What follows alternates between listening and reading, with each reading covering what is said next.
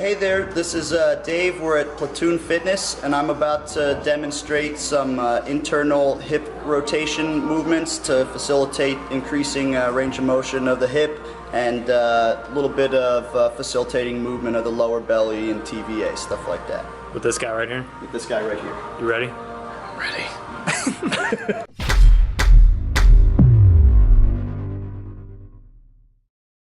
Basically, depending on how relaxed people are, you get a true version of it or not. But you can see his legs are, flip, like he wants to rest in external rotation when he starts without much prompting. So basically, all I do from here is I try to internally rotate from the hip, and you'll feel like a little, depending on how tight the person is, sometimes the muscle will actually jump off of the femur, but as long as I'm rotating that mass in, then we're good. And then I'm gonna try to rotate the tibia the other way. So now everything in here is that crosses the knee is getting stretched both directions at the same time. And now I'll ask him to try to externally rotate his hip. Yeah, and now while doing that, internally rotate your tibia, your foot. Yeah, and then relax. Yeah. So his legs floating in the air. We'll stay here for a minute or two and see if it comes down to the ground, which it's already starting to do. Yeah. So it's up because it's just the tension. You're guarding. It's like, yeah, you're guarding. Yeah, you don't want me to.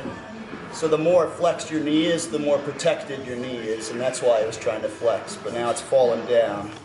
I'm trying to get as much meat like vastus lateralis and everything that I can of the outside of the leg, and then pulling it up and wrapping it. Oh, there we go, we got it. So it's you pull it off of the femur, so then it goes into constant spasm, and you just let it stay spasming until it burns off its energy. I asked him to rotate against me. You can relax for right now, because not only does he need to know, or does he need to be able to be in the position, but to give him the sensation of externally rotating his hip while internally rotating his tibia instead of doing both at the same time, which is what carries his leg out that way. You'd see when I first got the muscle off of the bone, he tried to roll away and flex his knee, get as small and guarded as possible, yeah. So, but yeah, now as he and his muscles are realizing that this is on purpose, it's not something actually being done to him that's gonna hurt him, they relax a little bit. Let go of this guy and stand up now and just see how it feels as compared to the other one. You won't be able to see a difference necessarily, but feel the difference, definitely. Absolutely. Yeah, it's like I had to. So what do you feel on the bottom of that? The right just feels so much better.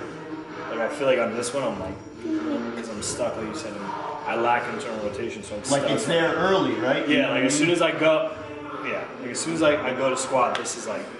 And so what's happening there? Forced out. Because I worked on the one leg and not the other one, so he feels immediately upon his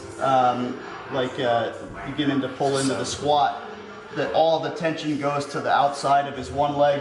This one isn't so excited on the outside now, so it's a more gradual increase of external rotation and abduction as the squat gets lower. And so essentially you're just pushing. I'm pushing this way and pulling this way to create torque here from each, so anything that crosses over the knee is getting, good, stretch in each direction there. So yeah, right on.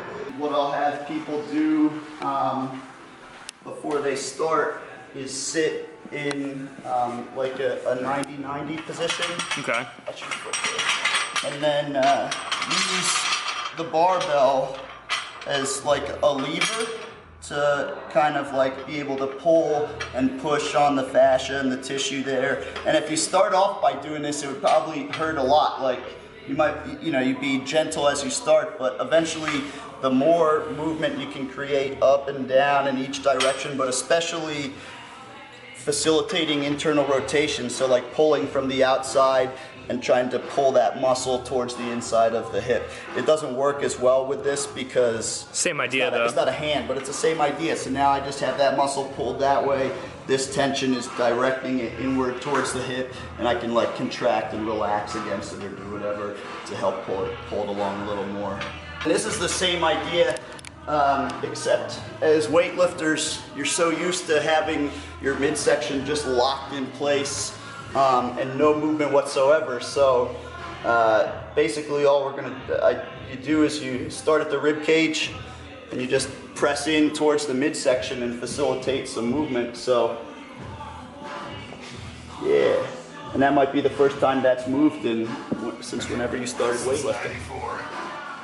So we start with the patient short so that everything is relaxed. If he was long, this would tighten up to the point where you wouldn't get much movement out of it. Short meaning just like his knees tucked in like that? Short, yeah, exactly. Anterior. So, yeah, just go ahead and start straightening this leg out towards the ground. And once you feel like you want to stop, just stop.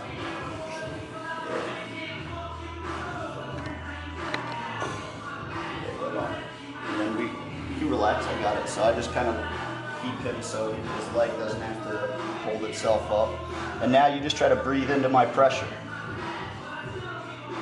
For a strength training athlete, it benefits you by, if the off chance that you mess up your lift, you don't only have one spot where you can be, that you have some room for error. But the majority of athletes have to move. So if you do all of your strength in one plane and you're never encouraging your midsection to move or follow with you or rotate or do anything, you're missing out. This is, the more your spine can move, the better everything feels. And this is all spine stuff.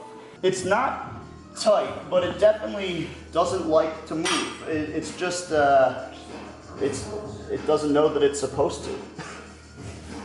Just because it's so trained at being locked in Yeah, that one exactly. spot. You shouldn't blame it. All right, so deep breath. It's not your fault. Relax. You should feel the ability to extend through your mid back more. Oh yeah, that's totally different. You see his back? Yeah, that was crazy different. That was crazy different.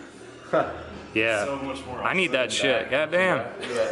So that's why you do it before your workout, because then now you're good to go. Before that, you were squatting wrong and keeping it wrong. You know? keep loading that pattern if you don't own that range of motion. So then you just do a couple practice ones. Now you know how to do it, and then you go do your weightlifting anyhow. Do exactly what you would have done, and you'll get some small amount of benefit from what you did in the beginning. But over time, you should. I try to look. You can squat heavy all you want until you can't squat light and low anymore. Then you need to take a break and start working on that again, or your squats won't improve. And then as far as doing that for myself. So that's what Paul was doing with the ball and stuff like that. So yeah, all you do is you find a ball about this size. You can use a dog toy or anything, and you just go for that same area. So it's below the belly button, all the way down to the pubic bone, and then off to the hip pointers. If you're extended on it, you'll be able to find the spot that hurts. So right now I'm on my psoas, and then I would try to hollow over the ball to encourage everything on the front of me to be relaxed, and just take deep breaths. I can push my hip, squeeze my butt, so I'm pushing into it and then relaxing the psoas. So are you rotating it all, or you're just hollowing over it? Just staying on it, and all you're trying to, it's pinned on the psoas. So when you breathe or when you're extending your hips, it's stretching from that. It's like a PNF for it. Okay. Yeah. Word. Yeah. You can do that for each psoas, and then down at the pubic bone for the TVA. That's a nasty one. You feel that in the tip of your guy. Tip of my guy. Tip of some guy. So it's going am I going to the side of my belly button, or am I going pubic bone? So you can go all the way to your hip pointer. Yeah, And usually, like if you're at your hip pointer, then that'll be about at the other at your last rib then, so you can get like oblique and some of the outside of TVA and psoas. Yeah, and squeeze your butt, and then relax. Yeah. Holy hell. So that's pretty cool, like, because it happened in 5 minutes that your squat went from one way to the other. Yeah. So it's not that, oh, you need a lot of work, dude. You're fucking tight. You're gonna need like 50 massages. Sometimes you just need like. Just be put there, then your brain will remember how to do it. And, right. Yeah, it's usually not so bad, but people don't believe that it's that easy. Do that every day you were gonna squat. Yeah. Or even when you weren't gonna squat. Why not? You're so strong out there. It doesn't make you weaker. It just gives you an option to be someplace else. More movement in different planes of motion. As yeah, well. Exactly. Okay. Alrighty. Now if you're off center on a lift, you won't break your back because your abs can't move. You'll have the ability to have some like error in your movement and still remain protected. Gotcha. Yeah. Right. Word.